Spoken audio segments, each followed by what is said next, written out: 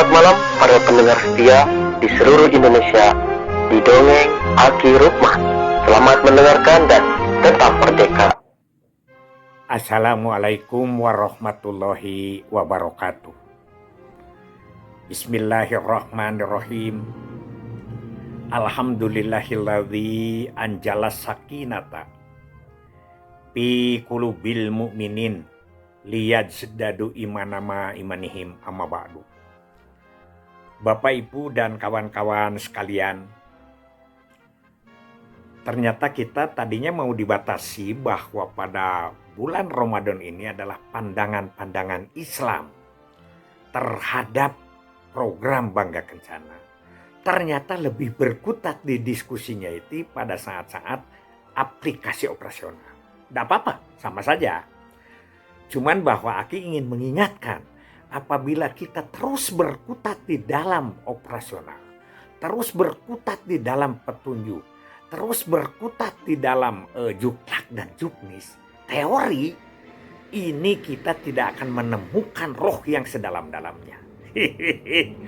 Makanya Aki suka menceritakan apa yang disebut dengan tujuan hakiki, apa yang disebut dengan dasar-dasar Islaminya, terutama yang ramai ini di kampung KB. Aki ada sedikit pengalaman dan masukan. Pertama dari satu pihak, Kang Dodi. Dia mengingatkan bahwa ada perubahan-perubahan petunjuk dari atas. Itu dari atas. Tapi ada lagi dari Bu Eli EPKB Sukabumi, Ketua Forum Pos KB Kabupaten Sukabumi. Bu Eli ini malah cerita tentang kenyataan. Tentang di lapangan yang semakin membingungkan dan semeraut. Nah, ini kita tunda dulu. Karena apa? Karena Kang Okim ini yang dari Jambi ini, beliau kan bukan asli orang KB ya. Ini sebetulnya dicermati betul penjelasan yang kemarin itu. Ternyata banyak yang kelewat katanya. Banyak yang tidak dijelaskan lah, mohon maaf lah.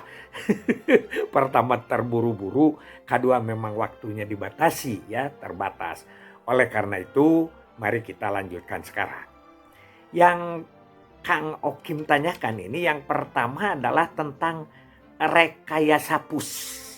Bukan rekayasa, itu adalah segmentasi sasaran. Katanya rekayasa menurut Kang Okim, nggak apa-apa. Kalau menurut itu adalah kita segmentasi sasaran. Jadi pasangan usia subur itu, elko itu kita bagi. Yang pertama kita bagi dengan pusmupar. Pusmupar adalah pus muda paritas rendah. Pusnya umur istrinya 20, 21, 22, anak 1 atau anak 2. Atau 2 sampai 25 anaknya masih 2, itu tergolong pada pusmupar.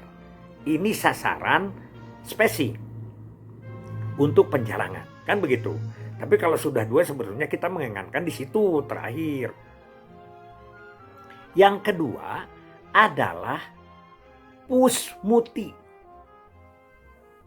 Pus muda paritas tinggi. Umurnya baru 20 tahun, ternyata anaknya sudah 3 sampai 4. Ini pusmuti namanya. Ini prioritas sekali ya. Malah kalau bisa itu stopping ya. Terus yang ketiga, pustupar, pustua paritas rendah, yaitu yang 30 ke atas, 35 ke atas, tapi anaknya 1 atau 2. Itu pustupar namanya.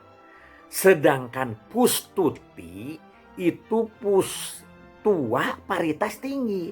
Anaknya sudah 6, umurnya sudah 38. Itu harus kita prioritaskan sekali. Dan itu untuk stopping ya. Ada spacing, ada stopping. Itu yang pertama.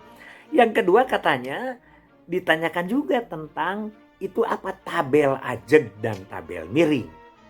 Tabel ajeg dan tabel miring ini adalah catatan di mana? Di R1 sub PPKBD.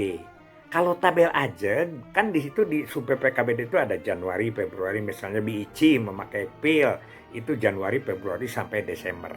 Nah, kalau untuk pengambilan pil itu disebutnya tabel ajeg. Jadi tanggalnya itu kalau 26 mundur 24 bulan berikutnya terus kan begitu. Tabelnya ajeg. Tapi kalau tabel miring itu adalah untuk mengikatkan catatan suntik. Itu 3 bulan kan miring. Januari miring, Februarinya tanggal berapa, tanggal Maret, Aprilnya harus diulang lagi. Itu tabel ajeg dan tabel miring.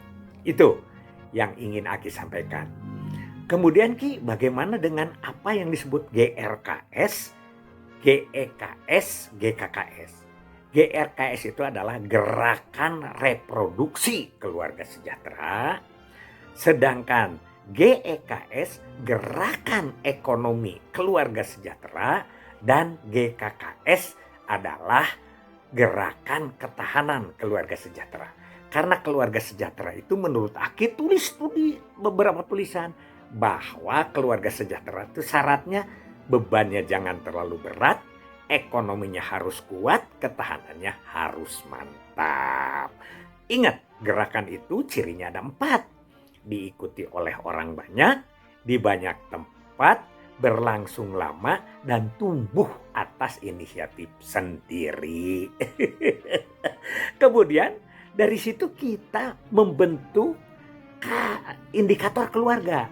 Maka disebut PRAS, Prasejahtera, KS1, Keluarga Sejahtera 1, KS2 Keluarga Sejahtera 2, KS3 Keluarga Sejahtera 3, dan KS3 Plus. Itu ada ciri-cirinya. Nanti kita urai. Ini kan kultumnya jadi panjang ini. Kultumnya gak apa-apa, ini diselesaikan aja yang ini ya. Yang berikutnya adalah kita membangun lagi kelompok-kelompok. Poktan. Dari mulai PIKR, Pusat Informasi dan Konsultasi Remaja, PIKMA, mahasiswa begitu ya. Terus ada BKB, Bina Keluarga Balita, Bina Keluarga Remaja, Bina Keluarga Lansia, dan UPPKA, Usaha Peningkatan Pendapatan Keluarga Akseptor. Ini Kang Hanan dari Tambak Sari Ciamis sudah nanya, urekan lagi Ki, kenapa dari UPPKA pindah lagi ke UPPKS, pindah lagi ke UPPKA, besok. Jangan sekarang, tenang aja Bang Hanan. Bagaimana, udah enggak lah, masih jalan enggak? Nah, dari situ kita tahu lagi beberapa program nih yang gaya itu. Yang pertama adalah GPKPS. Itu kita mengentaskan keluarga itu benar-benar digerobyok. Apa indikator mana yang lemah, dia benar ada. GPKPS itu Gerakan Pembangunan Keluarga Prasejahtera. Itu 94 sampai 97 rame sekali. Ya. Apa yang disebut dengan level itu lelang kepedulian. Ada level ya. Nah, ada apa lagi? Ada lagi yang disebut dengan wisata spiritual. Pegawai-pegawai BKKBN dianjurkan untuk masuk pesantren, membayar, mondok, dan belajar tentang agama-agama, terutama yang berkaitan dengan pembangunan keluarga. Begitu ada. Ada lagi yang disebut dengan Bangga Sukadesa. Bangga Sukadesa itu adalah suatu program biasa remitan, mengirim uang dari luar ke desa untuk membangun desa itu, baik ke keluarga maupun bantuan-bantuan kepada pemerintah daerah setempat. Kalau di Jawa Barat dulu namanya ke sekolah ya, tapi itu adalah rereongan sarumpi lah. Dan ternyata Bangga Sukadesa ini juaranya Kuningan. Kuningan nih. Ya, nih Pak Kadis. Pak Kadis Kuningan ini asli dari PLKB, jadi Penmot lama ya. Kang Trisman ya. Begitu. Jadi remitan ada semacam itulah. Ada lagi yang disebut dengan apa? Pemaju dan pelaju. Pelaju itu petik, la-nya olah, ju-nya jual. Pelaju ini dari mengingatkan Pak Kaper Sumut, Pak Irjal kemarin.